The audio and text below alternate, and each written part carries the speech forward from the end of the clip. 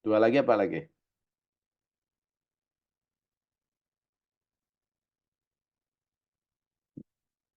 Pragmatis dan ilmiah, Bapak. Ah, yang lain jangan cari sekali lagi. Gantian. Yang sudah jawab, walaupun tahu, diem aja. Ya, gantian biar merata ini. Apalagi teman-teman, selain korespondensi dan koherensi, silakan.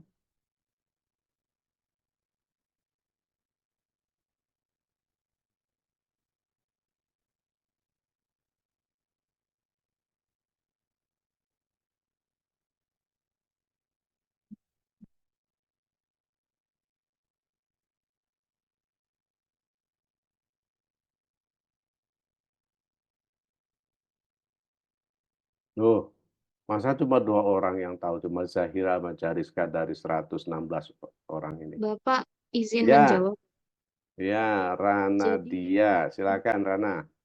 jadi selain ada kebenaran koherensi dan korespondensi, itu ada kebenaran pragmatis. Jadi definisinya itu kayak kebenaran suatu manfaat atau kebenaran ini itu bisa dipakai. Contohnya mind mapping itu karena bisa membantu mahasiswa dalam em, apa ya mempelajari materi yang sudah disampaikan dalam bentuk mind mapping tersebut. Terima kasih, Pak.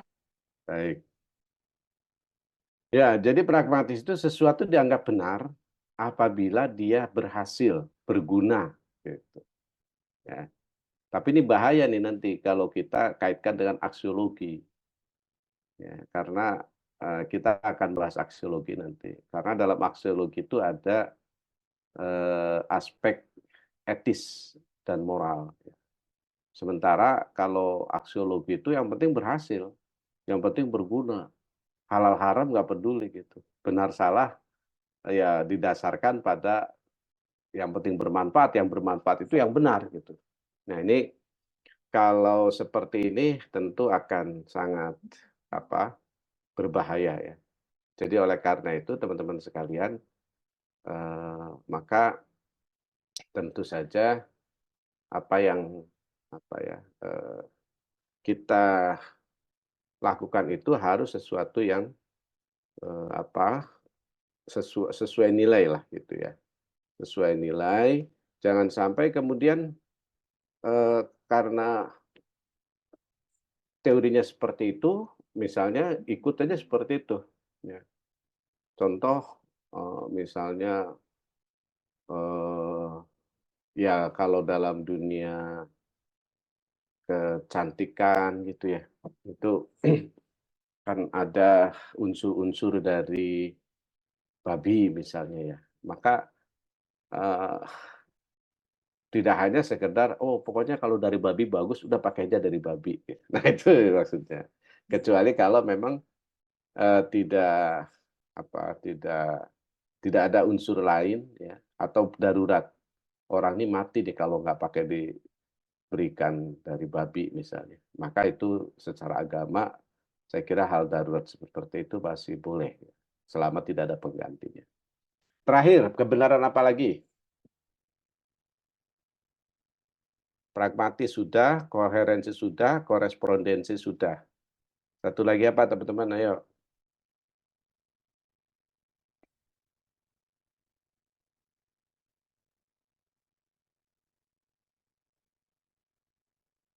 Hah? Eh, Bapak izin menjawab. Ya silakan. Jadi Kok yang Rana dia lagi? Jangan Rana dia bisa, lagi, yang lain. nih Pak. Ya, biar gantian. Silakan yang lain yang belum menjawab.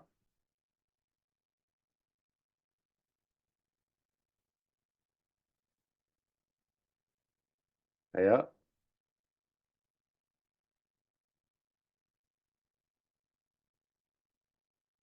Saya ini aja deh, saya tunjuk aja kalau gitu ya. Coba Putri Margareta. Mana Putri? Putri Margareta.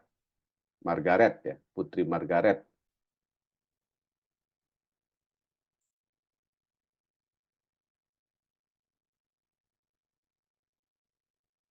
Mana Putri Margaret? Hah?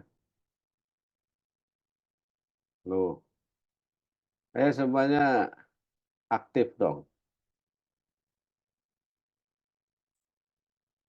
Ini yang ditunjuk, diem aja.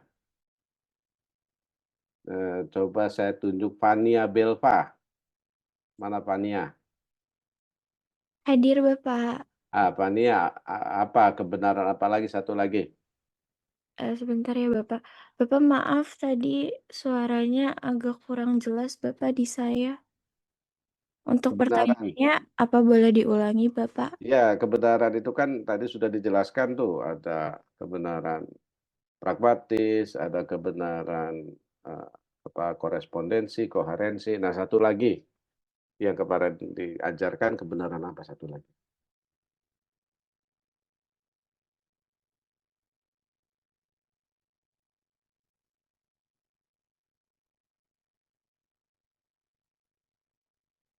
Alisa, Adel,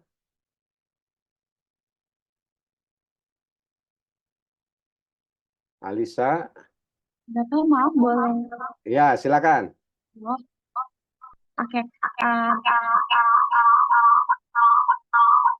Anda dua device ya? Ya maaf Pak, sorry. Jadi kebenaran evidensi, jadi berdasarkan dari bukti yang jelas, contohnya misalkan seperti hasil laboratorium ataupun juga hasil dari eh, tes eh, tes rumah sakit Bapak. Hasil pemeriksaan fisik. Em, sayangnya kita tidak bahas itu kemarin. Ya, apalagi teman-teman? Satu lagi kebenaran apa? Izin Bapak Ya, konsensus ya Pak.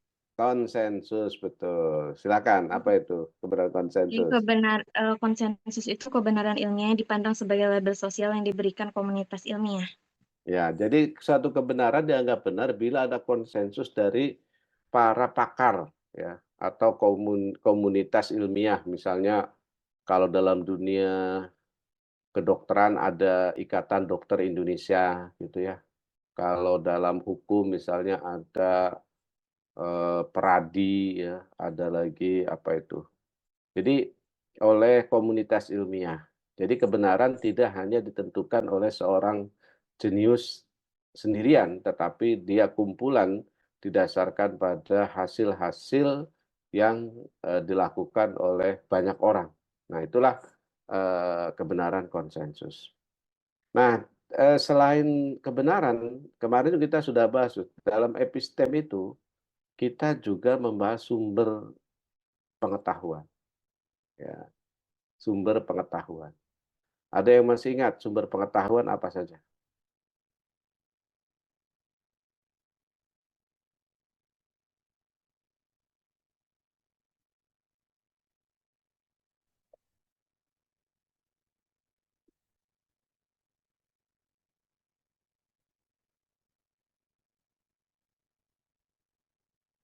Izin menjawab Pak. Ya, mana nih? Silakan, Sumber pengetahuan Audria. seperti indera, akal, pengalaman, bahasa, seperti itu Pak. Enggak, secara teorinya dulu. Itu kan secara apa ya? Jawaban Anda enggak salah. Jawaban Anda enggak salah, benar. Tapi maksud saya ada dua teori yang bertengkar, kemudian ada ditengahi itu. Nah, itu yang dua teori bertengkar dulu deh. Apa sama apa tuh? Izin menjawab Bapak. Ya, Nadia silakan. Iya, jadi berdasarkan yang kemarin, seingat saya sumber pengetahuan itu ada dua. Yang pertama itu ada empirisme, yang dimana empirisme ini itu pengetahuannya itu berasal dari pengalaman indera atau panca indera kita, Pak. Seperti kayak melihat, mendengar, ataupun meraba. Nah, contohnya itu kalau di rumah sakit kayak kita mengetahui nih pasien demam itu berdasarkan hasil pengukuran suhu. Nah, kalau yang kedua itu kemarin sumber pengetahuannya namanya rasionalisme. Jadi di mana pengetahuan ini itu diperoleh melalui akal. dan juga logika gitu. Contohnya mungkin kalau di rumah sakit itu seperti kayak menarik kesimpulan dari data si pasien. Gitu Bapak, terima kasih. Good. Nah, itu jawabannya ya, teman-teman. Tapi selain empirisme dan rasionalisme, ada tokoh yang mencoba mensintesiskan. Jadi ada sintesis istilahnya. Ini siapa itu tokohnya itu? Izin menjawab Bapak. Ya, Tokohnya yang menggabungkan antara rasionalisme dan empirisme itu Immanuel Kant, Bapak. Terima baik. kasih. Coba bagaimana pendapat Immanuel Kant? Jangan Anda lagi yang jawab, yang lain.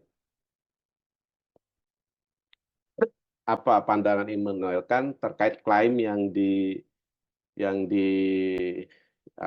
ambil atau dilakukan oleh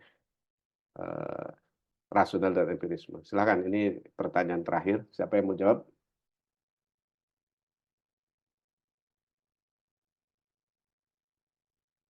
Yang belum on cam ya, teman-teman.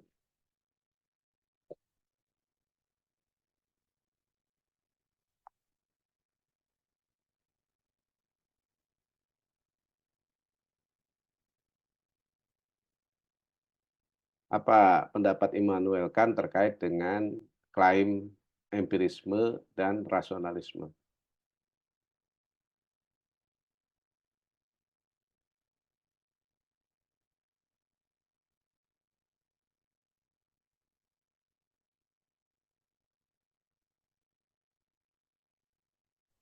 Izin menjawab, Bapak. Ya, silakan. Sebelumnya izin kameranya nggak bisa dinyalain, Bapak, tapi saya Ya, izin boleh. menjawab pandangan Immanuel Silakan. Kant terkait rasionalisme dan empirisme ini. Jadi, Immanuel Kant ini mengatakan bahwa rasionalisme dan empirisme itu tuh eh, harus sesuai, di mana pengetahuan dengan objek atau datanya itu harus menyatu, sama seperti kayak kalau dari detektif itu nggak bisa hanya melihat dari pandangan mata aja, tapi harus berdasarkan data juga. Jadi pendapat dengan logika dan juga datanya itu harus seimbang, begitu Bapak. Ya, jadi artinya kalau kita terlalu menganggap bahwa rasional ya atau akal itu satu-satunya apa satu-satunya sumber pengetahuan, kata Immanuel kan nggak bisa juga itu. Walaupun betul rasionalisme itu bisa melihat sesuatu informasi ada yang keliru gitu. Misalnya kalau Anda di jalan tol itu kan Anda akan melihat genangan air, tapi kemudian akal Anda mengatakan itu hanya fata morgana sehingga Anda nggak perlu ngerem, nggak perlu juga mengurangi kecepatan gas terus gitu kan. Nah itu sumber pengetahuannya akal, tapi kata Immanuel Kant, akal itu tidak akan bisa juga menyerap eh, sesuatu yang ada di fenomena alam jika panca indera tidak memberikan informasi. Misalnya orang buta dari kecil dia tidak bisa tuh membedakan atau bisa membayangkan, bukan membedakan, membayangkan pink, hijau, kuning, merah. Dia hanya mendengar, oh warna itu ada merah, warna itu ada kuning, warna itu ada hijau. Jadi kita tidak bisa membayangkan. Sama mungkin kayak seperti kita hari ini mendapat informasi tentang surga, tapi kita tidak bisa membayangkan tuh. Karena agama mengatakan bahwa kenikmatan surga itu tidak pernah bisa dipikirkan. Artinya sesuatu yang sangat spesial, sesuatu yang sangat lain gitu. Baik teman-teman, hari ini kita akan mencoba ya, setelah kita mengetahui apa hakikat ilmu ya. Misalnya kalau Anda itu kan misalnya keperawatan, apa itu keperawatan ya.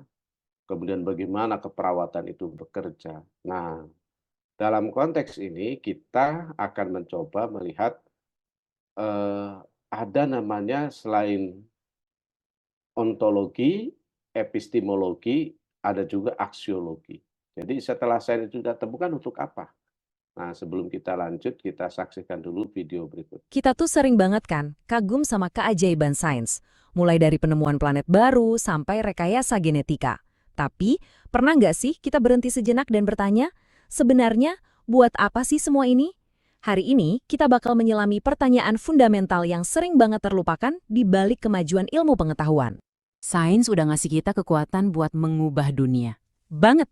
Tapi kekuatan besar itu selalu datang bareng pertanyaan besar. Di balik setiap terobosan, selalu ada sebuah pilihan. Cuma karena kita bisa melakukan sesuatu, apa berarti kita harus? Nah, itulah pertanyaan etis yang seringkali tertinggal. Pertanyaan buat apa? Ini bukan cuma obrolan iseng di warung kopi loh. Dalam dunia filsafat ilmu, ini adalah salah satu dari 3 pilar yang jadi pondasi dari setiap penemuan ilmiah. Betul banget. Mau kita ngomongin fisika kuantum yang bikin pusing, atau ilmu sosial yang ngulik kelakuan kita sehari-hari, semuanya itu berdiri di atas 3 pertanyaan dasar yang sama. Apa aja tuh? Oke, kita bedah satu-satu ya. Pilar pertama, ontologi. Itu nanya apa sih yang beneran ada, yang nyata. Terus yang kedua, epistemologi. Nanya, oke, gimana caranya kita tahu kalau itu nyata? Nah, yang ketiga ini nih, yang sering banget kelupaan. Namanya aksiologi. Dia nantangin kita dengan pertanyaan. Terus, buat apa semua pengetahuan ini? Apa nilainya? Nah, pilar ketiga inilah yang bakal kita jelajahi. Jadi, aksiologi. Kedengerannya mungkin kayak istilah dari buku filsafat tebel yang udah berdebu ya. Tapi percaya deh, konsep ini tuh relevan banget sama dunia kita sekarang. Yuk, kita lihat lebih dalam. Namanya emang kedengeran akademis, tapi idenya sederhana banget. Aksiologi itu asalnya dari bahasa Yunani, aksios yang artinya nilai, dan logos yang artinya teori. Jadi gampangnya ini adalah studi tentang nilai. Nah, disinilah aksiologi jadi penting banget. Dia tuh nggak cuma nanya soal kegunaan praktis aja, tapi juga maksa kita buat mikirin pertanyaan-pertanyaan moral.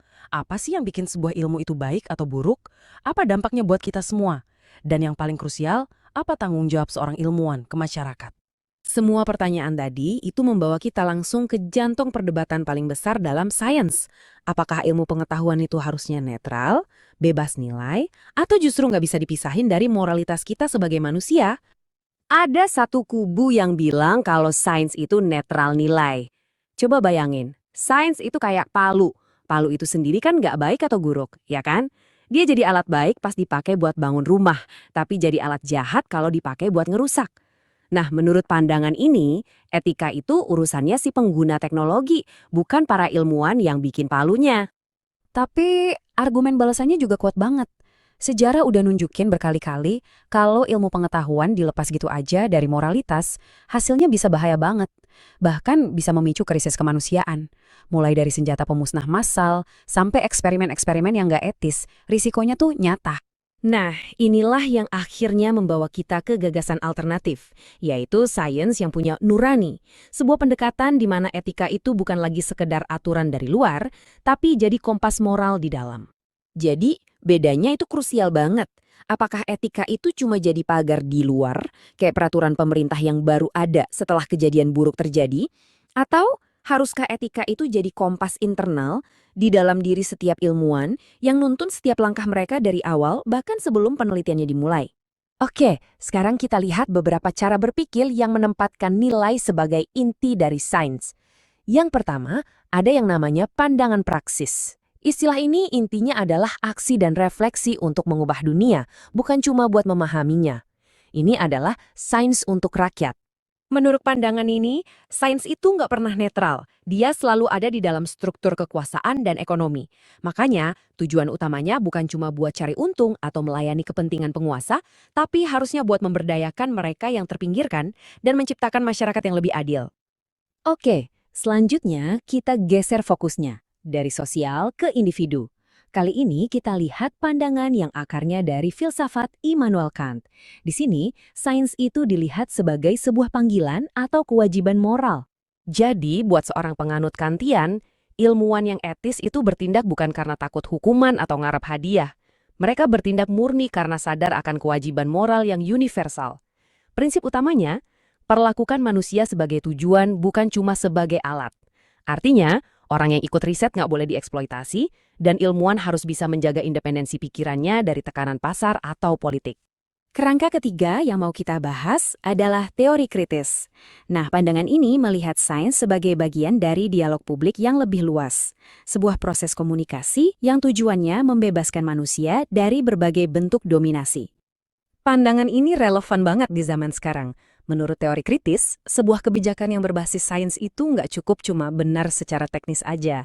Kebijakan itu harus bisa diterima lewat diskusi publik yang terbuka, adil, dan bebas paksaan, di mana argumen terbaiklah yang menang, bukan siapa yang punya uang atau kekuasaan paling besar. Oke, setelah kita jalan-jalan ke berbagai teori filsafat ini, sekarang kita tarik lagi semuanya ke sini, ke masa sekarang. Apa sih artinya semua ini buat kita? Pertanyaan ini tuh bukan lagi cuma soal filsafat. Ini pertanyaan yang sangat nyata dan politis. Jadi, siapa yang berhak mutusin arah kemajuan teknologi dan ilmu pengetahuan kita? Coba deh pikirin, siapa yang mutusin etika di balik pengembangan AI? Siapa yang nentuin prioritas riset medis? Apakah buat penyakit orang kaya atau penyakit orang miskin? Jawaban dari pertanyaan, buat apa ini, secara langsung membentuk teknologi yang kita pegang dan kebijakan yang ngatur hidup kita sehari-hari. Dan inilah intinya. Menemukan fakta itu satu hal, tapi memutuskan untuk apa fakta itu digunakan, wah itu cerita yang sama sekali beda. Itu bukan lagi soal penemuan, tapi soal pilihan. Sebuah pilihan moral yang akan membentuk masa depan kita semua. Pertanyaannya sekarang adalah, saat kita ada di persimpangan jalan ini, pilihan apa yang bakal kita buat? Oke, baik teman-teman. Jadi dari sini kita bisa pahami ya bahwa ontologi, epistemologi itu masih berbicara terkait dengan bagaimana suatu ilmu ditemukan, ya. Nah, dari mulai apa, kemudian bagaimana cara bekerjanya, itu adalah untuk menentukan ilmu. Tapi terkait dengan apa, apakah sebuah ilmu itu kemudian bisa bermanfaat, bernilai atau tidak, ini adalah pagar yang harus dimiliki oleh seorang ilmuwan. Jadi seorang ilmuwan tidak boleh hanya misalnya katakanlah dalam dunia kesehatan misalnya ya, orang melihat pasien itu hanyalah sekumpulan uang yang bisa kita ambil gitu ya. Nah, jadi harus ada unsur etika di dalamnya. Nah, baik teman-teman, untuk selanjutnya saya akan coba share recording yang sudah saya buat ya.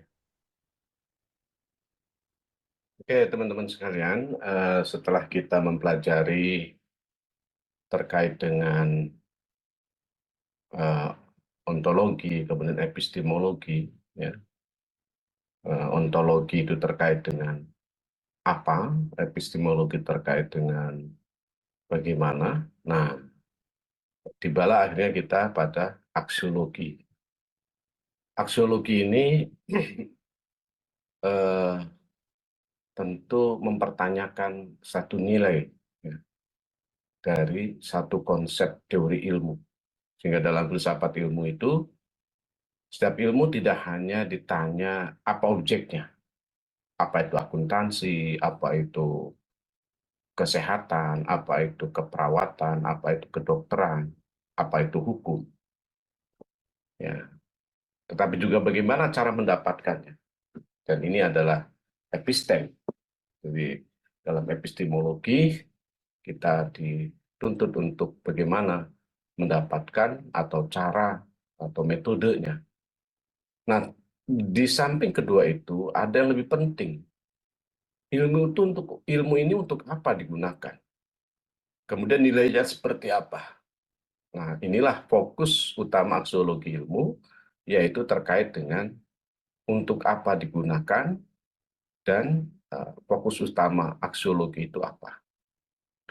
Nah, teman-teman sekalian, aksiologi berasal dari kata Yunani, axios, artinya nilai, dan logos, teori atau ilmu. Jadi, aksiologi itu merupakan teori tentang nilai. Nah, cabang filsafat ilmu yang mengkaji nilai, kegunaan, tujuan, dan konsekuensi penggunaan ilmu pengetahuan, itulah yang disebut dengan aksiologi. Fokusnya tentu pada hakikat nilai, kriteria baik buruk, serta manfaat atau mudarat suatu ilmu bagi manusia. Katakan Anda sebagai sarjana hukum, ilmu Anda tentu teori-teorinya tentang hukum. Anda mempertanyakan tentang hukum, kemudian bagaimana. Tetapi kemudian ketika Anda sudah menjadi sarjana hukum, bahkan menjadi pakar hukum, bagaimana Anda bersikap terhadap keadilan? Apakah misalnya Anda hanya memperhatikan finansial sehingga mengorbankan keadilan? Atau justru Anda mencoba merekonstruksi berbagai macam nilai kemanusiaan, nilai keadilan, pembelaan terhadap yang lemah, kemudian perlawanan terhadap kesenang-wenangan. Disinilah nilai, teman-teman. Ya. Begitupun ketika Anda menjadi seorang dokter. Dokter itu pandai dalam mengobati penyakit, tetapi kemudian harus ada nilai yang dimiliki oleh seorang dokter. Apa itu? Yaitu melihat pasien adalah orang yang mesti ditolong, bukan melihat pasien hanya sebagai sekumpulan keuntungan untuk pribadi. Nah, nilai-nilai inilah yang patut kita berikan kepada diri kita, ya. Begitupun Anda sebagai seorang perawat, tentu ketika merawat pasien tidak hanya sekedar bagaimana menyelesaikan prosedur, tetapi bagaimana sesungguhnya nilai keperawatan, nilai etis dari keperawatan itu yang harus hadir. Teman-teman, maka aksiologi mengajarkan kepada kita, ya, untuk kita lebih dekat dengan etika atau filsafat moral.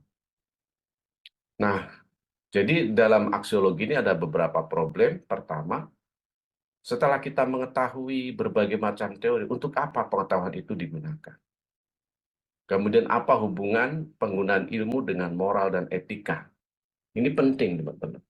Karena ketika seseorang berilmu tapi tidak memiliki etika, tidak memiliki moral, maka dapat dipastikan kerusakan yang ditimbulkan melebihi mereka yang tidak berpendidikan, tidak memiliki ilmu, tidak memiliki pengetahuan ilmiah, tetapi kemudian melakukan kejahatan.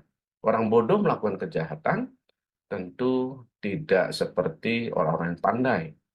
Ya, seorang akuntan yang pandai ketika dia mencoba memanipulasi data angka 0 di belakang, itu akan sangat merugikan negara dan juga subjek-subjek yang terkait. Tetapi seorang yang katakanlah bodoh ketika dia melakukan kejahatan, maka dia tidak bisa memanipulasi berbagai macam data. Ya. Nah, kemudian tentu selanjutnya bagaimana sikap yang harus dikembangkan oleh seorang ilmuwan dalam melakukan aktivitas keilmuan. Teman-teman, Anda tentu nanti akan menjadi sarjana, menjadi ilmuwan. Maka oleh karena itu, dalam filsafat ilmu kita dibekali dengan aksiologi. Nah, peran aksiologi bagi ilmu itu sendiri pertama adalah dari aspek moral dan etika. Ini menjadi dasar etis agar ilmu tidak merugikan manusia. Jangan sampai kemudian ilmu justru tadi ya teman-teman, Anda yang pandai bidang kedokteran justru melihat pasien hanya sebagai sekumpulan uang yang dapat dikumpulkan demikian. Kemudian kegunaan ilmu yaitu menentukan ilmu dianggap bermanfaat bila membawa kebenaran dan kesejahteraan. Apalah artinya misalnya Anda seorang ahli kimia, kemudian Anda bisa mengubah air laut menjadi BBM murah, tetapi kemudian ilmunya sudah oke itu ya.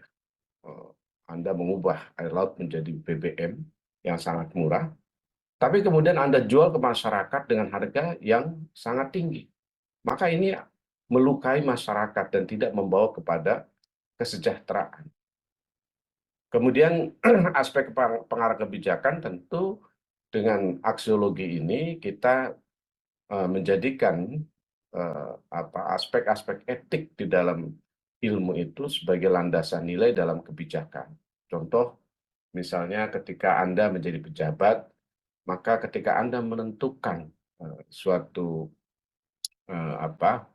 kebijakan, Anda akan melihat aspek-aspek moral, aspek-aspek etika dari sebuah kebijakan. Kebijakan tidak hanya misalnya menjadikan masyarakat sebagai orang yang dirugikan gitu ya. Begitupun dalam pendidikan, riset pun harus bertanggung jawab ya. Jadi kenapa pendidikan? Karena pendidikan adalah merupakan instrumen utama untuk menjadikan masyarakat pandai dan kemudian memiliki kesejahteraan. Demikian pula riset-riset yang dilakukan juga riset yang bernilai etika. Jadi tidak hanya sekedar melakukan riset tetapi kemudian tidak ada etika di dalamnya. Norma-norma masyarakat diabaikan misalnya ya, apalagi norma-norma agama misalnya, tentu akan ada perlawanan teman-teman sekalian. Nah, untuk apa pengetahuan itu digunakan? Kita lihat dari beberapa perspektif bahwa pertama, ilmu dipandang bertujuan merepresentasikan dunia apa adanya. Nah, teori ilmiah dinilai dari seberapa akurat menggambarkan realitas objektif. Tentu teman-teman ketika kita berbicara bahwa teori ini yakni sebagai menggambarkan realitas objektif, maka ia memang sebuah sesuatu yang netral nilai gitu. Contoh misalnya ketika Anda menjadi seorang dokter, ketika Anda mengobati, pengobatan itu ya prosedurnya antara dokter suku A dengan suku B, agama A dengan agama B, ya, negara A dengan negara B, itu prosedurnya hampir sama. Ya. Penanganannya harus hampir sama. Inilah yang disebut dengan realitas objektif. Jadi ilmu itu tidak mengenal suku, agama, bahasa, bangsa, dan seterusnya.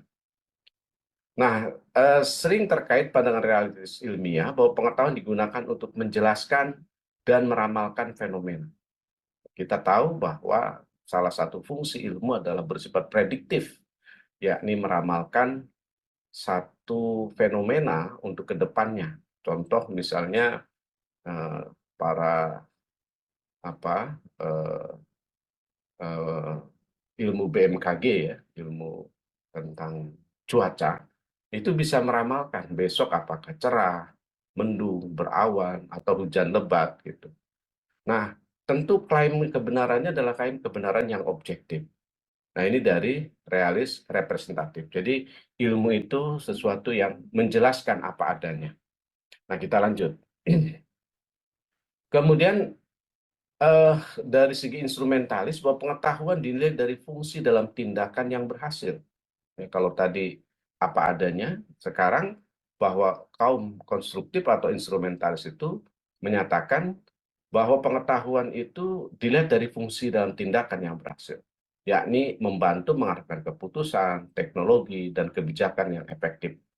Contoh misalnya ketika kita membuat sebuah kebijakan dengan mengusir semena-mena para PKL yang ada di jalanan, itu memang berhasil menjadikan kota cantik, kemudian tidak ada kemacetan. Ya, ini disebut dengan pengetahuan itu menurut kaum instrumentalis adalah sesuatu yang bisa mengarahkan pada keputusan. Pada teknologi, ya. Misalnya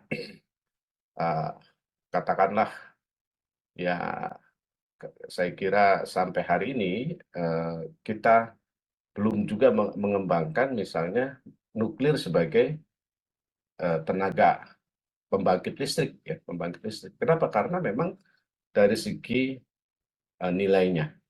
Tapi dari segi instrumentalis itu sah-sah saja gitu ya. Kemudian pengetahuan diposisikan sebagai alat untuk sense making, yakni pemecahan masalah ya. Jadi bagaimana pengetahuan itu bukan hanya sekedar hafalan fakta, tetapi poinnya adalah pada keberhasilan untuk memecahkan suatu permasalahan yang ada di masyarakat. Nah, kita lanjut. Nah, berikutnya bahwa pengetahuan atau model hukum konsep itu dipahami sebagai alat yang dikonstruksi untuk memungkinkan agen melakukan tugas epistemik, yakni bagaimana pengetahuan itu bisa menjadikan alat untuk memberikan satu epistem ya.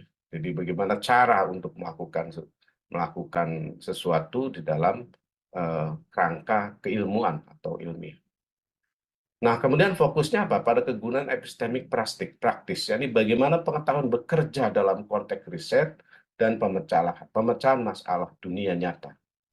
Ini teori-teori ini, teman-teman sekalian, baik yang tadi apa adanya, ya, kemudian harus ada keberhasilan, dan kemudian ada epistemik praktis, yang poinnya adalah bahwa pengetahuan harus bekerja dalam konteks riset dan pemecahan masalah dunia nyata. Ini menunjukkan bahwa memang begitulah sistem ilmu gitu ya. Dia ibaratnya palu itu ya bisa untuk intinya membantu kita untuk misalnya benda-benda yang keras itu bisa kita tembus gitu ya. Tapi kemudian palu juga ternyata bisa memecah kepala orang. Nah, di sini kan harus ada etika ya. Harus ada etika. Ya, palunya nggak salah, palu itu diciptakan oleh manusia, tetapi kemudian kalau kemudian manusia itu tidak bisa ya memberikan atau memiliki daya untuk menseleksi, maka di sini harus ada etika yang menyertai atau aturan-aturan yang menyertai. Contoh misalnya ketika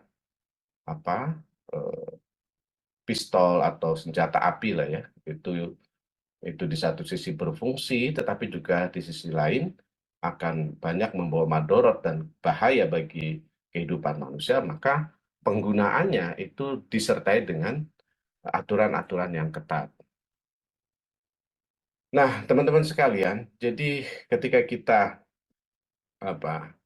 memahami fungsi sosial ya, bahwa pengetahuan itu untuk koordinasi sosial dan pemilihan informan, sehingga mengetahui dipakai untuk mengidentifikasi informan yang andal demi kerjasama, kelangsungan hidup dan kemajuan sosial.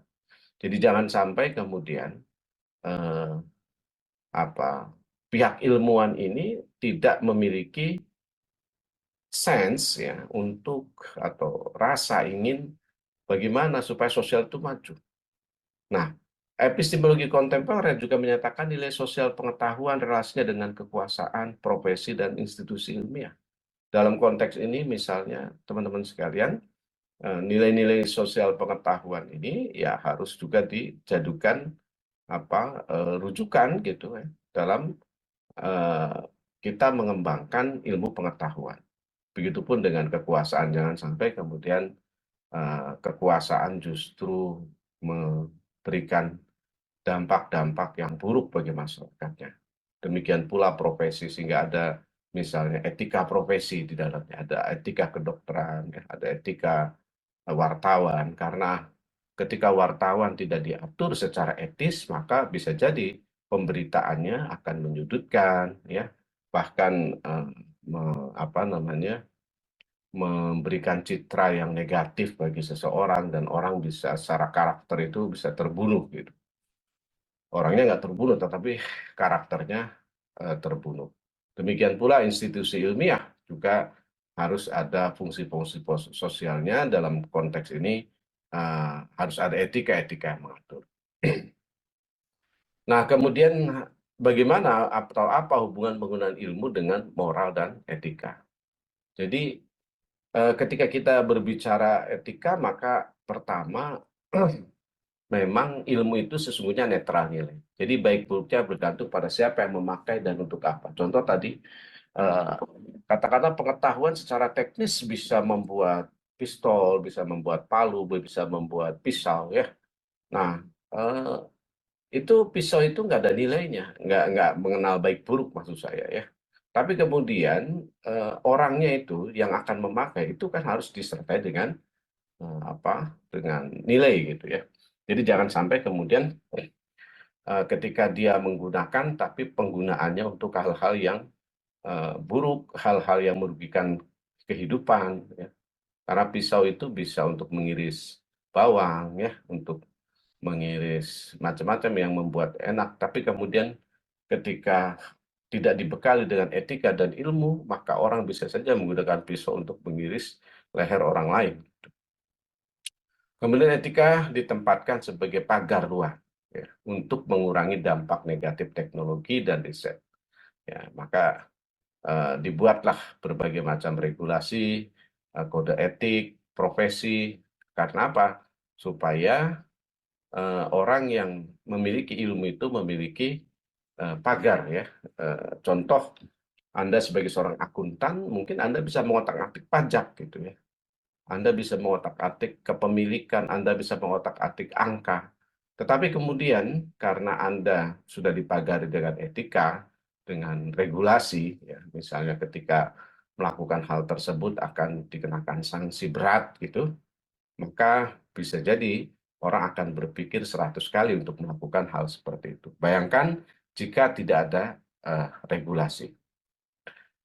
Nah, terkait nilai, ya ini kita mulai kalau riset itu dari pemilihan topik, nilai itu sudah mulai kita lihat gitu ya. Misalnya topik ini sensitif nggak ya untuk masyarakat kita, untuk bangsa kita, untuk agama kita. Jadi pemilihan topik riset pun kita sudah mulai tuh mencoba untuk mengapa namanya mengkoneksikan dengan berbagai macam latar sosial ya, kemudian nilai norma yang ada pada masyarakat, agama setempat dan seterusnya. Kemudian metode.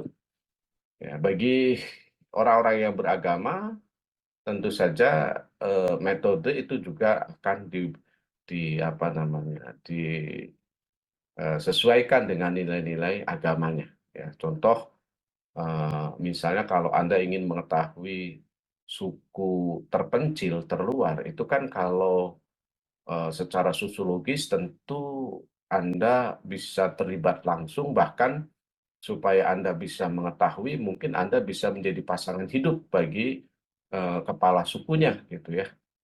Nah, kalau dari segi agama kan pernikahan di atas dasar hanya untuk mengetahui bagaimana cara hidup kepala suku gitu, setelah risetnya selesai kemudian ditinggal, itu kan tidak sesuai dengan tujuan pernikahan. Maka metode yang seperti ini tentu akan dihindari. Bahkan ya tentu saja sampai penerapan ya. Jadi bagaimana sebuah teori itu diterapkan, nilai-nilai moral dan sosial itu sudah bekerja, intinya itu ya. Kemudian ilmu yang dilepas dari moral tentu akan berisiko menimbulkan krisis kemanusiaan. Ya, misal ya kita bisa saja menciptakan misalnya ya transgender misalnya. Secara ilmu itu mungkin secara teori bisa dilakukan, tetapi bagi kebanyakan masyarakat kita yang masih beragama, tampaknya itu adalah merupakan satu keputusan yang tidak bisa ditoleransi. Walaupun hari ini ya tentu sudah banyak orang yang melakukan itu ya. Kemudian akan degradasi moral. Karena misalnya ketika tidak ada nilai-nilai etika tadi ya teman-teman. Ya di kehidupan orang-orang barat misalnya, ya mereka menganggap bahwa misalnya hubungan laki perempuan kalau sudah dewasa itu adalah pilihan bebas gitu. Nah, bagi kita kan sesuatu yang itu melanggar moral.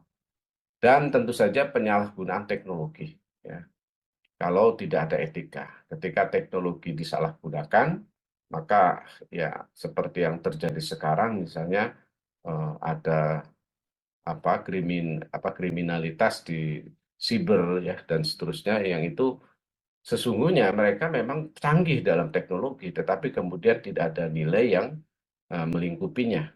Maka oleh karena itu nilai-nilai itu menjadi penting. Kemudian oleh karenanya maka harus ada integrasi, yakni tanggung jawab moral internal dalam proses mengetahui berupa kejujuran logis, menghindari manipulasi data, keterbukaan pada bukti baru. Ini untuk internal seorang ilmuwan ya. Jadi kejujuran logis ya memang ketika teorinya keliru misalnya ya dia harus jujur gitu ya. Kemudian menghindari manipulasi data, jangan sampai kemudian kita mengatakan masyarakat A itu sesungguhnya kepengennya begini, ini datanya loh. Tapi yang kita ambil itu misalnya tidak mewakili, hanya beberapa tokoh saja yang diwawancara atau hanya beberapa kelompok masyarakat saja diwawancara gitu.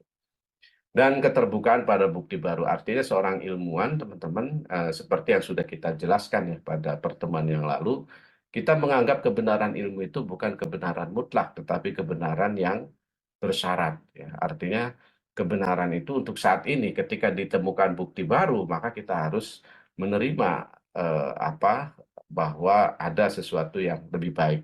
Jadi seorang ilmuwan bukan kemudian memutlakkan penemuannya karena ingin menjadi orang hebat misalnya atau pinter-pinteran, tetapi lebih kepada kita harus terbuka jika memang ada penemuan baru yang lebih baik, maka kita harus terima itu.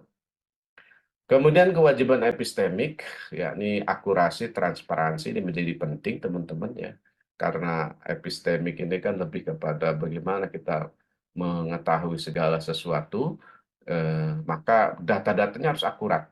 Ya. Dan harus transparan. Misalnya ketika ada yang bertanya, bagaimana cara Anda mendapatkan teori ini? Oh, saya melakukannya misalnya dengan cara metode kuantitatif atau kualitatif misalnya, atau campuran kuantitatif dan kualitatif. Nah, tentu teman-teman, ketika kita melakukan akurasi, transparansi ini merupakan kewajiban moral ya, sehingga sesama manusia itu sebagai knowers, sebagai orang yang memang mengetahui. Jadi jangan sampai kita menutup-nutupi data. Pokoknya teorinya begini, hasilnya seperti ini. Tapi ketika orang bertanya, Anda metodenya seperti apa? Ah, itu urusan saya. Nah, itu sudah tidak lagi memiliki integrasi di dalam pengembangan epistemologi ilmu. Ya. Nah, bagaimana sikap yang harus dikembangkan oleh seorang ilmuwan, teman-teman sekalian? Pertama, ini dari Marxian ya. Marxian itu kelompok Marxis gitu. Karl Marx, dari Karl Marx. Dia memandang bahwa ilmu tidak dipandang netral. Jadi, walaupun tadi saya katakan ya ilmu itu bebas nilai, netral gitu ya. Tetapi kemudian karena dampaknya kalau dibiarkan itu akan bisa menjadi orang susah ya, maka Karl Marx memandang ilmu itu tidak dipandang netral, melainkan terikat pada hubungan produksi dan perjuangan kelas. Karena memang komunis itu kan lebih concernnya pada bagaimana hidup yang diperjuangkan. Jadi menurut mereka kalau kehidupan itu diserahkan kepada masyarakat apa adanya, maka orang kecil akan semakin tertindas. Oleh karena itu harus ada afirmasi, harus ada pembelaan, harus ada perjuangan. Ya, jadi jangan sampai kemudian ilmu ekonomi dibiarkan hidup begitu saja tanpa ada campur tangan negara. Nah ini etika Marxian ya. Sehingga dasar etisnya bahwa praktik ilmiah harus berkontribusi nyata pada pembebasan atau penindasan kelas pekerja. Jadi jangan sampai kemudian karena para pekerja itu kan kalau ilmu ekonomi sebenarnya begitu ya teman-teman. Ketika permintaan banyak, persediaan sedikit, maka menjadi mahal. Gitu. Ketika lapangan kerja sedikit, sementara orang yang nganggur banyak, maka orang bisa buat sewenang-wenang. Nah, tapi dalam kelompok Marxian, dia mengatakan bahwa harus membebaskan penindasan kelas pekerja. Jadi jangan sampai kemudian karena kelas pekerja begitu banyak, akhirnya sewenang-wenang. Kemudian ilmu sebagai praksis, ini sains merupakan kegiatan sosial yang tertanam dalam relasi ekonomi. Jadi bukan ilmu itu bukan berdiri sendiri, tetapi dia akan berkaitan dengan ekonomi. Oleh karena itu ilmu harus diatur. Jangan sampai kemudian yang kuat menguasai semua produksi, semua pasar dan seterusnya gitu. Ini harus ada aturan dan itu adalah sains kata dia. Kemudian teknologi, ya, ekonomi, teknologi, dan kekuasaan. Karena ketika ekonomi, teknologi, dan kekuasaan diserahkan kepada perkembangan masyarakat apa adanya, maka yang terjadi adalah sesuai dengan teori misalnya, maka yang terjadi adalah banyak masyarakat yang tertindas gitu karena yang menguasai ilmu, yang menguasai ekonomi, yang menguasai teknologi biasanya tidak banyak orang, ya. maka semua orang nanti akan hanya diatur oleh dia. Jadi oleh karena itu Karl Marx, ya, Marxian ini memberikan syarat bahwa keilmuan itu tidak hanya atas dasar etis, tapi juga ada sebagai praksis. Kemudian ada etika sains. Jadi sains harus mengubah struktur sosial yang membuat sains menjadi alat eksploitasi serta mendorong science for the people. Jadi sains itu harus didasarkan pada apa namanya sesuatu yang betul-betul untuk masyarakat lah ya. Jadi mengubah struktur sosial yang canggih lah gitu. Sehingga jangan sains mengeksploitasi masyarakat.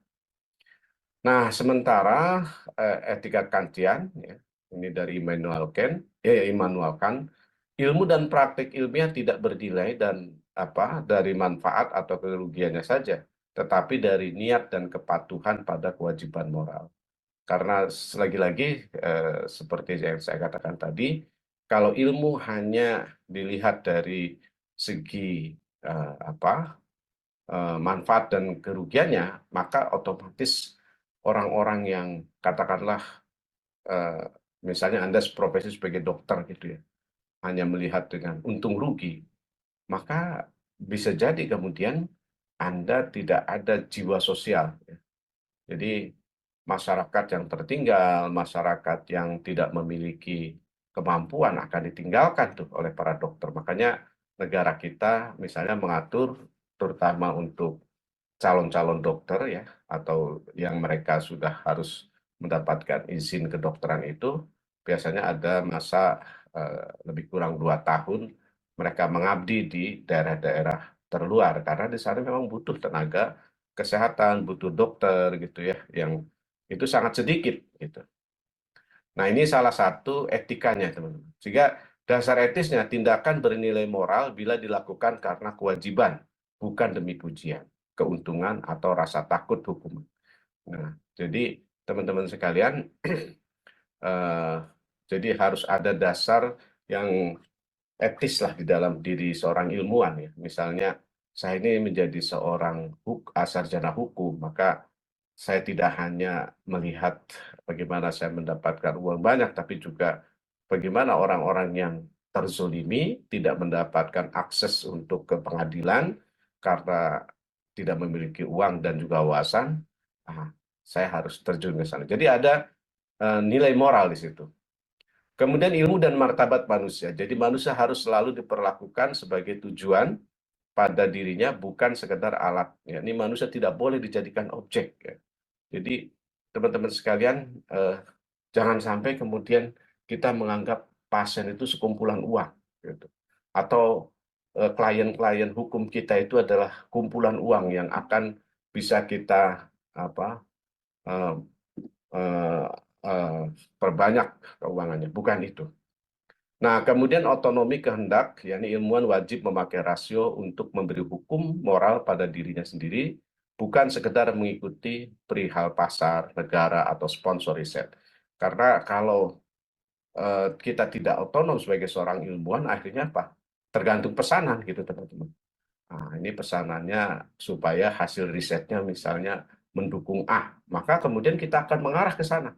Nah, ini menurut Immanuel Kant, ketika kita sebagai seorang ilmuwan bisa melakukan hal-hal seperti ini, maka akan sangat berbahaya.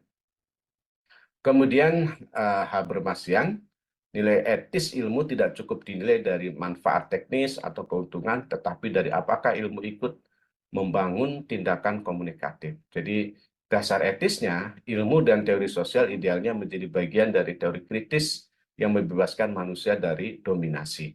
Ya, jadi jangan sampai kemudian ilmu dan teori sosial ini justru menjadikan seorang ilmuwan tidak kritis ya. Tidak membebaskan manusia gitu. Nah, misalnya ya kalau dulu kan ada perbudakan ya. Nah, itu kan harusnya dibebaskan oleh manusia. Kemudian etika diskursus, jadi norma atau kebijakan termasuk yang didukung ilmu sah bila dapat diterima semua pihak melalui diskursus rasional yang inklusif, setara, dan bebas paksaan. Karena ketika kita bermusyawarah ya, tapi kemudian kita menganggap bahwa pendapat orang kaya pasti lebih baik, pendapat pimpinan pasti lebih baik, itu tidak ada dasar kesetaraan. Maka oleh karena itu, di samping dasar etis juga ada etika diskursus. Artinya ketika kita berdebat, maka perdebatan itu ya perdebatan yang bebas dari sekat-sekat sosial gitu ya, tidak memandang bahwa ini kelas pekerja, ini kelas macam-macam. Kemudian validitas klaim diuji dalam komunikasi publik yang argumentatif. Jadi setelah kita misalnya membuat satu teori keilmuan, maka jangan hanya didasarkan pada kekuasaan, ya. Karena ini merupakan misalkan pendapat presiden, maka pasti benar misalnya. Tapi harus ada validitas, jadi diuji dalam komunikasi publik. Apakah ini benar-benar bisa diterima atau tidak gitu. Nah, ini saja teman-teman. Terima kasih. Oke, baik teman-teman sekalian, sudah kita bahas bersama ya terkait dengan apa itu aksiologi ilmu. Jadi dalam filsafat ilmu ada 3 komponen yang tidak bisa dilepaskan antara satu dengan yang lainnya, yaitu antara ontologi, epistemologi, dan juga aksiologi. Ontologi mempertanyakan apa sesungguhnya subjek atau objek keilmuan, gitu kan. Sementara epistemologi mempertanyakan sumber pengetahuan, kebenarannya, sehingga harus ada cara-cara yang rasional, akurat, gitu kan. Nah, tapi itu semua tidak penting kalau kemudian penemuannya itu merugikan masyarakat. Oleh karena itu, tadi dijelaskan tuh dari sejak awal proses kerja ilmu itu harus dikaitkan dengan nilai-nilai etika, nilai-nilai moral, mulai dari pemilihan topik, ya. Apakah topik ini bermanfaat atau tidak itu untuk masyarakat, ya. Misalnya kalau Anda keperawatan, kemudian Anda memilih topik tentang riset Anda nanti di tugas akhir gitu. Nah, kemudian pemilihan topik ini tentu dipertimbangkan dengan berbagai macam aspek, terutama dari segi kemanfaatannya untuk kehidupan masyarakat, ya kan? Jadi tidak semata-mata memuaskan keinginan kita untuk mengetahui sesuatu, tetapi bagaimana penemuan yang kita dapatkan itu nantinya kelak menjadi penemuan yang berharga, penemuan yang bermanfaat bagi konstruksi kehidupan yang lebih baik. Itu tentu ketika kita membuat satu penelitian. Kemudian dari segi epistemologinya juga ya, kita juga sama tuh. Dari segi epistemologinya pun kita melihat apakah ini cara yang kita lakukan itu sesuai dengan norma-norma atau tidak gitu ya. Jadi jangan sampai karena kita kepengen tahu kebenaran suatu teori, kemudian kita melakukannya dengan menghalalkan segala cara. Tentu ini juga tidak baik. Dan yang paling penting, tentu tadi ya, setelah kita tahu semuanya, walaupun itu bermanfaat, tetapi kita harus pagari gitu dengan etika. Ya, misalnya secara pemilihan topik ontologis tidak ada masalah, secara epistemologis juga tidak ada masalah.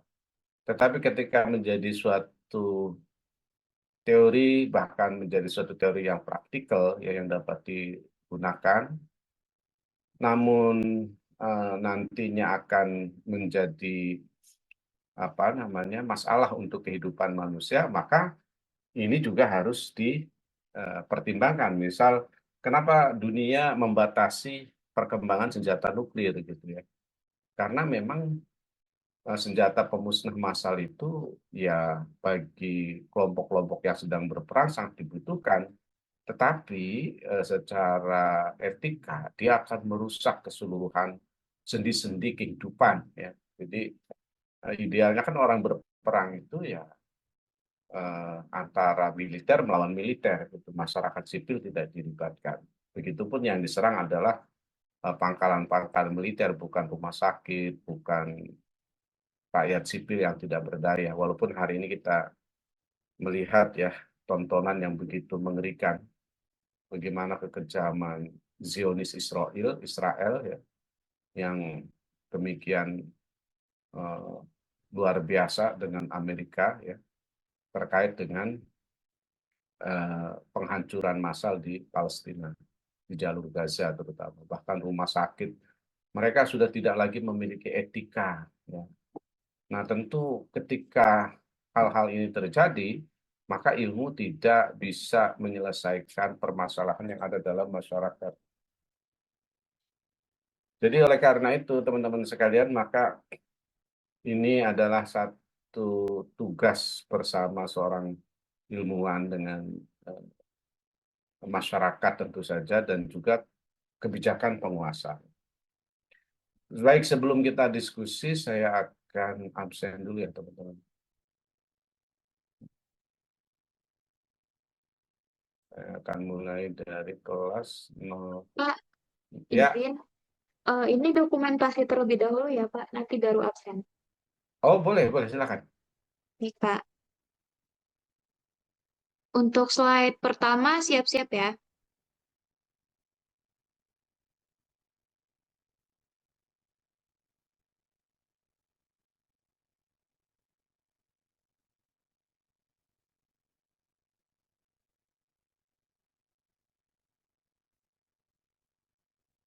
Untuk slide kedua, siap-siap.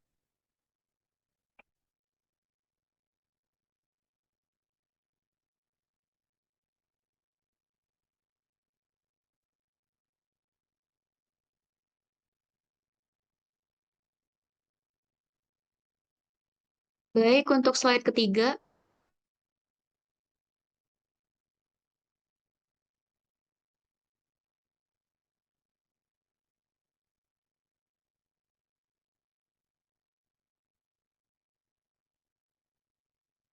Buat slide keempat, siap-siap.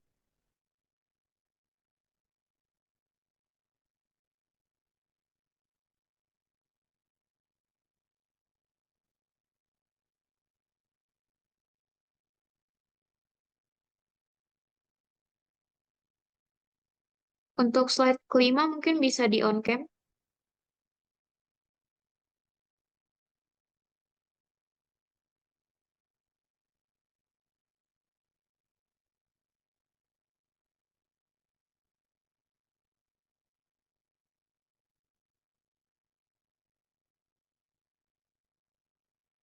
Buat yang slide 6 bisa di on-cam terlebih dahulu ya.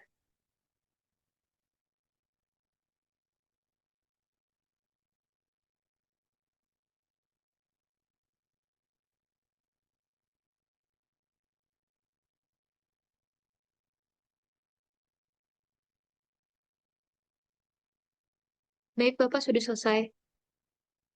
Ya, bentar, ternyata ini harus disetting dulu ini tanggalnya. Tanggalnya masih ini masih tidak beraturan.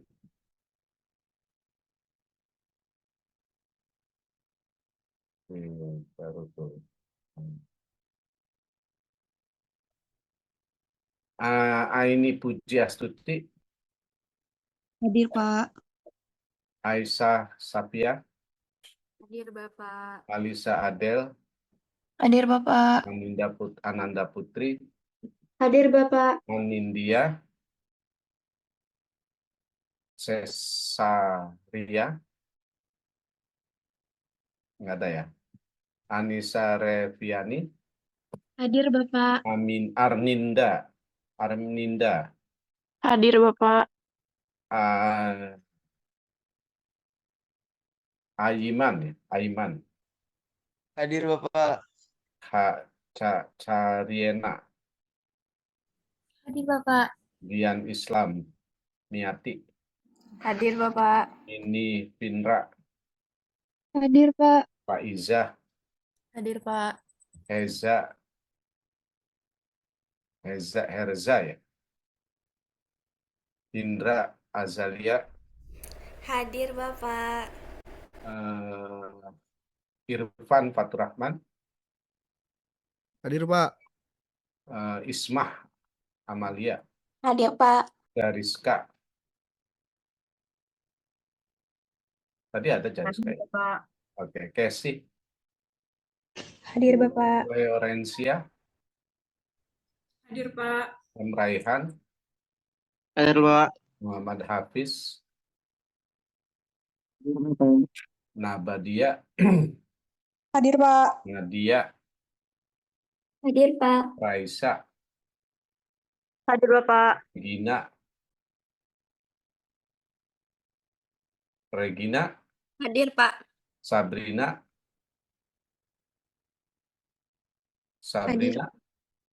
Sepira, Hadir, Bapak. Septi, Hadir, Bapak. Tahira, Hadir, Bapak. Kaiha, Hadir, Bapak. Pinda. Hadir, Bapak. Ini yang belum merespon tadi Anindya Cesaria. Hadir, Bapak. Maaf tadi kendala jaringan, Pak. Baik, berarti hadir semua ya. Oke.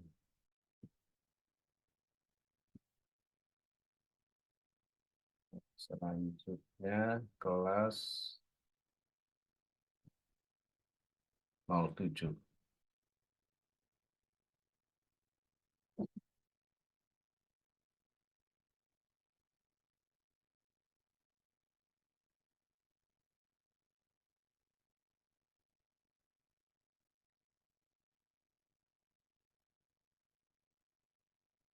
Nah, ini harus diedit dulu tanggalnya.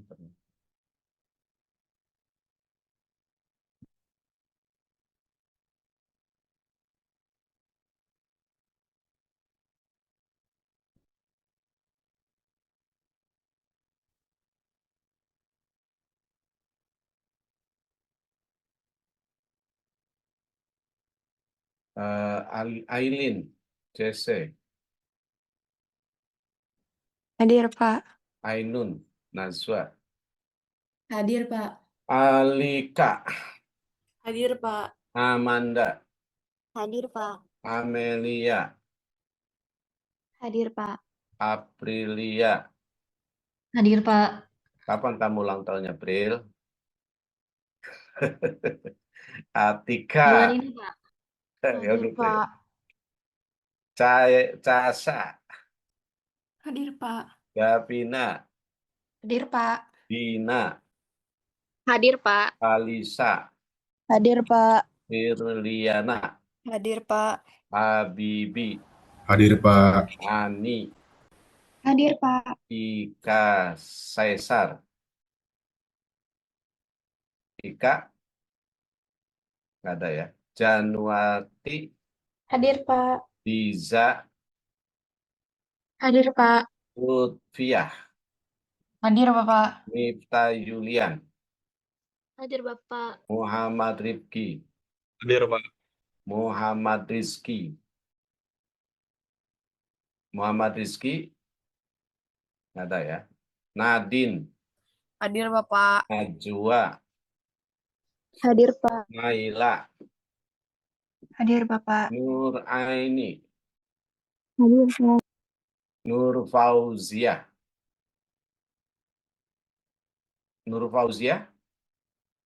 nggak ada ya. Nur Mawadah, nggak ada juga Nur Mawadah. Radin Aulia, Hadir, Bapak. Santa Maria, Hadir, Pak. Sabrina, Hadir, Bapak. Cheryl, Hadir, Pak. Siba. Hadir, Pak. Bapak yang Siti, diikat. tar dulu. Siti Lestari, Hadir, Bapak. Siva, Hadir, Bapak. Zahira. Hadir, Pak. Baik, yang belum merespon saya ulang. Muhammad Rizki, Hadir, Pak. hadir. Nur Fauzia, Hadir, Bapak. hadir. Nur Mawadah, nggak ada ya. Berarti Nur Mawadah. Ika Caesar, Dia lagi itu, Pak. Ya, Saya Nurmawada ada, Pak. Nurmada ada. Ika ada nggak Ika? Beliau lagi kontrol, Pak. Mungkin Oh jaringannya. iya, oke. Lagi di rumah sakit ya. Baik, Iya, baik, Pak. baik, baik. Oke, selanjutnya. Maaf, saya Herza dari kelas 06. Tadi saya habis dari kamar mandi, jadi kurang kedengaran. Sudah, kelas 06 sudah dihadirkan tadi ada yang Ya, makasih, menginformasikan. Pak. Kelas 08 sekarang. Kelas 08. Bapak izin tadi untuk Zahratul Azkia Haida dari kelas B hadir Pak. Kalau tadi ada kendala di jaringan. Oke. Kelas 08.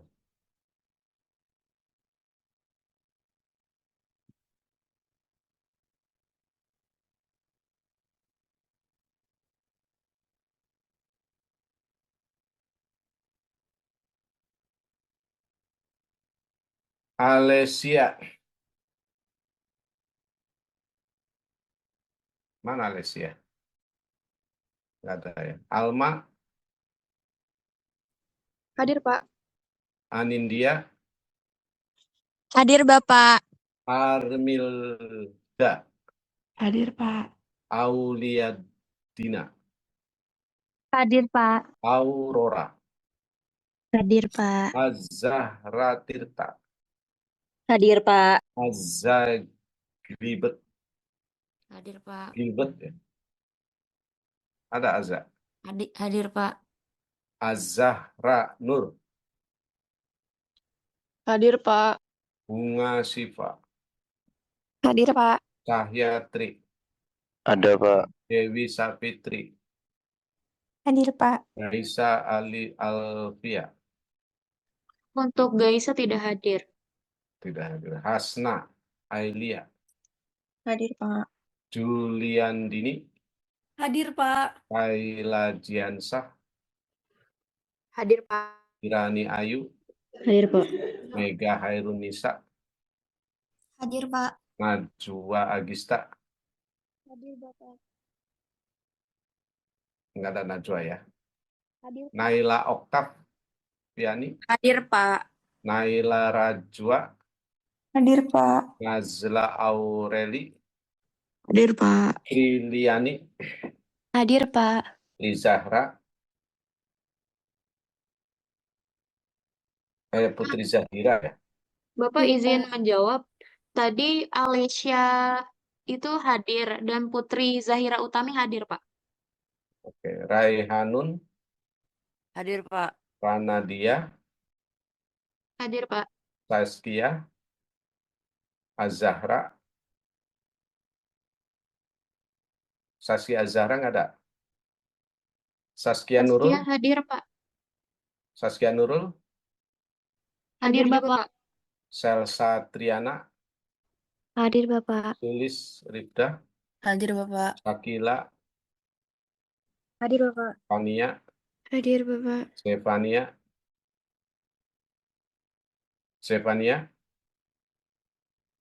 Baik, yang tidak respon saya ulang ya. Alesa Kistina, Alesia hadir, Bapak. kemudian Gaisa Alifa, Tidak hadir, Pak. tidak hadir. Berikutnya Najwa Agista, Hadir, Bapak, Pak. saya hadir, Pak. Najwa hadir. Zevania, Zevanya hadir, Pak. oke. Baik. Selanjutnya kelas 08. Tadi 08 ya. 09 Kesmas ya. Nanti ya yang jam 10 ini sih. Bapak maaf selanjutnya untuk kelas PBI. Tinggal PBI yang belum ya? Iya Bapak. 4 kelas semuanya berarti. Bentar.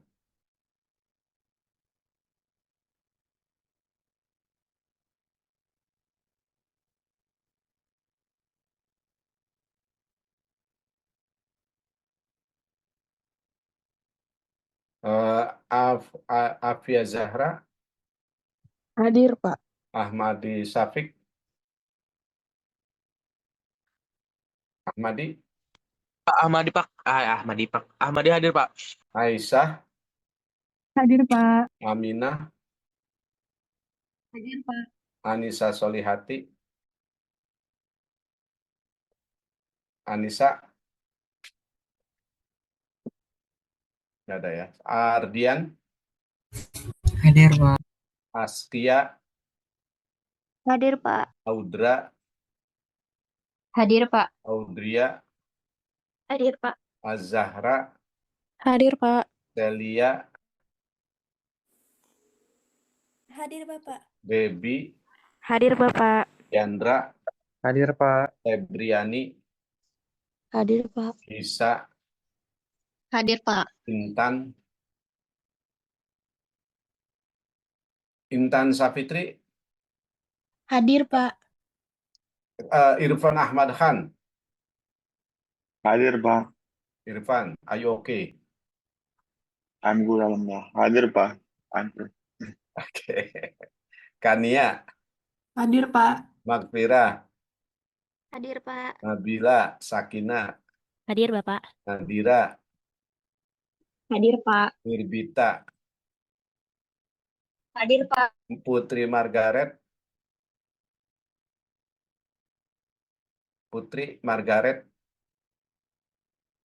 nggak ada ya.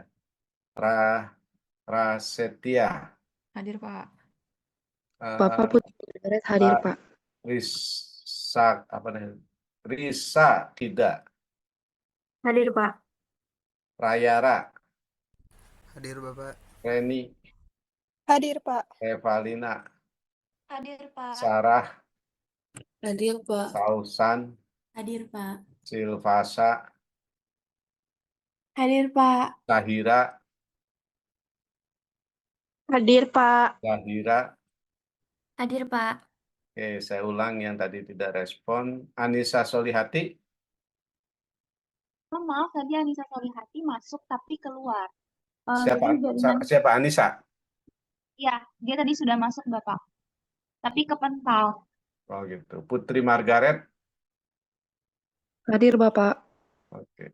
Udah ya, berarti hadir semua. Bapak, Baik, gimana? Ada yang tidak? Ya, gimana? Bapak tadi Gaisa Alfia untuk kelas D masuk, Pak. Hadir. Nggak ada kelas D, adanya 08, 07, Oh iya, yang 08. 08. Siapa namanya? Gaisa Gaisa. Alfia hadir. Oke. Soalnya lagi terkendala jaringan, Bapak. Ya, dah. Clear? Baik, kalau sudah semua. Oke, teman-teman sekalian, ada yang mau ditanyakan terkait dengan materi ini?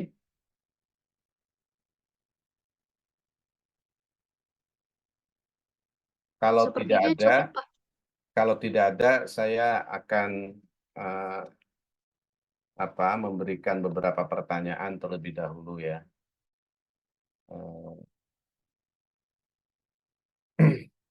Pertama, kalau dalam ilmu keperawatan, menurut perspektif Anda, aksiologi itu kaitannya bagaimana dalam kehidupan nyata?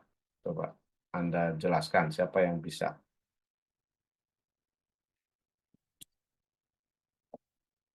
Aspek aksiologi dalam ilmu keperawatan itu seperti apa?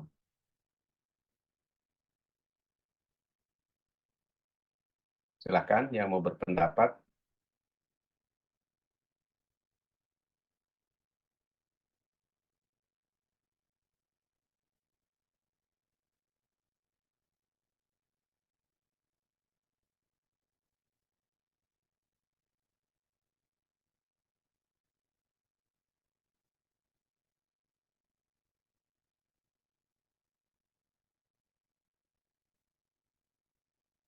Ayo. Saya mau, Bapak.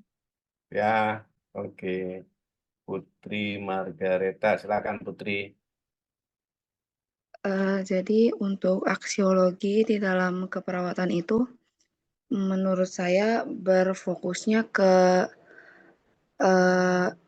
nilai, etika, dan manfaat dari ilmu keperawatan tersebut. Jadi apa yang dilakukan yang dilakukan perawat ini itu tuh fokusnya untuk ningkatin kesejahteraan si pasien. Jadi kayak simpelnya kayak tentang mengapa dan untuk apa tindakan keperawatan itu dilakukan kepada pasien. Ya. Jadi kunci-kunci dari aksiologi dalam keperawatan itu seperti manfaat praktisnya. Jadi ilmu keperawatan ini bertujuan seperti memberikan manfaat nyata bagi pasiennya, terus membantu penyembuhan dan meningkatkan kualitas hidup pasien.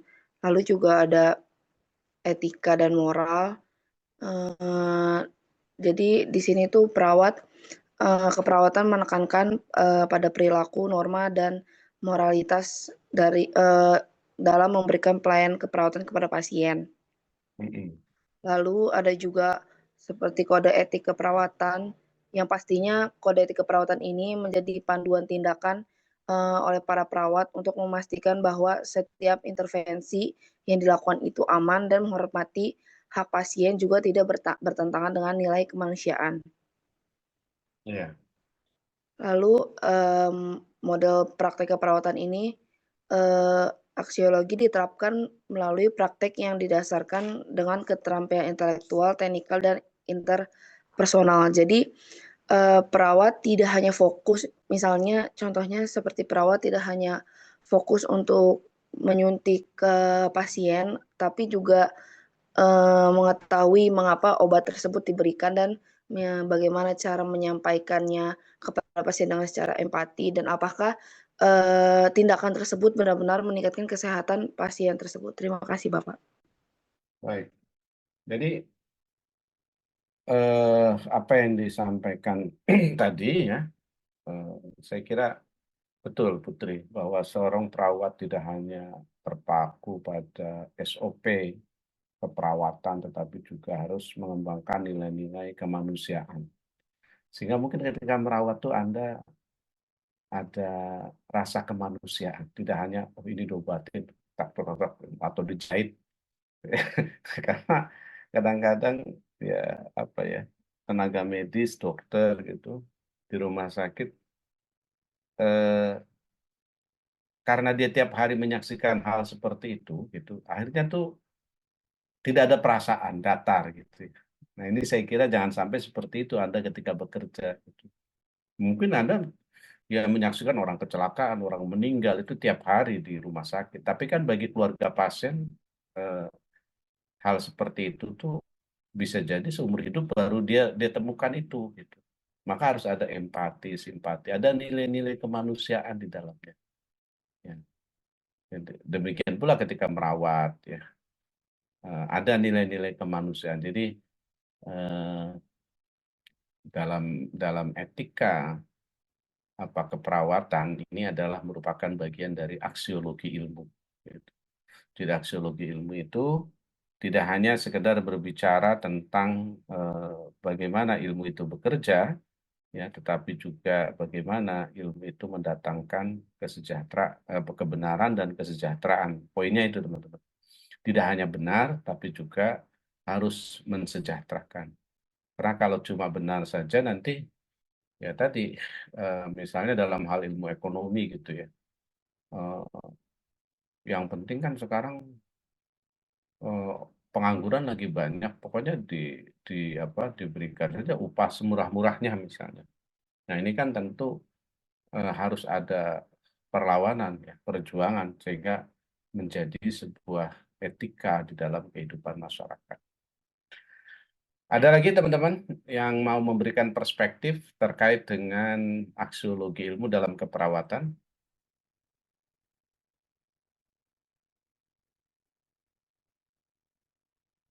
Cukup ya?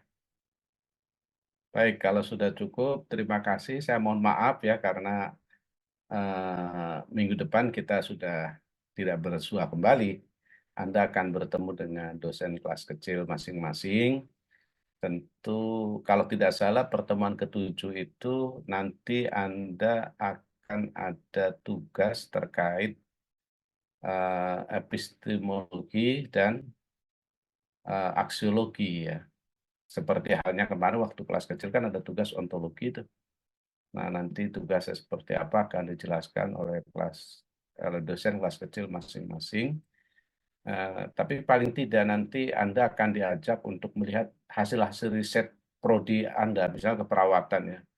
Mungkin Anda akan diminta untuk melihat skripsi-skripsi, mungkin ada berapa skripsi yang ditentukan, apakah 5 atau 10 skripsi, kemudian dianalisis dari segi pertama adalah metodologinya, ya, terkait dengan apa metodologi itu, epistemologi. Kemudian yang kedua dari segi aksiologinya, apa kegunaan ilmu itu, gitu ya. Setelah dari skripsi yang kakak-kakak tingkat kalian sudah lakukan, yang sekarang sudah pada selesai, mungkin sudah pada bekerja, ya. Tapi mungkin skripsinya dibatasi misalnya 5 tahun terakhir gitu ya. Jadi bukan skripsi yang dari tahun-tahun lama gitu. Ya nanti akan dikomunikasikan oleh dosen kelas kecil ya. Intinya saya mohon maaf apabila ada banyak kekeliruan, karena ini adalah pertemuan terakhir kita dan insya Allah kita akan berjumpa kembali di lain waktu dan kesempatan yang berbeda. Dan saya berdoa tentu saja untuk kalian semua, semoga dimudahkan oleh Allah Tuhan Yang Maha Kuasa dalam menempuh ilmu, sehingga berhasil menjadi seorang sarjana yang bermanfaat, yang beretika, dan juga memiliki kemampuan untuk beradaptasi dengan lingkungan dan masyarakat. Terima kasih, sehat selalu. Assalamualaikum warahmatullahi wabarakatuh. Waalaikumsalam Saya izin lihat ya. warahmatullahi wabarakatuh. Terima kasih Bapak. Terima kasih Bapak. Sama-sama.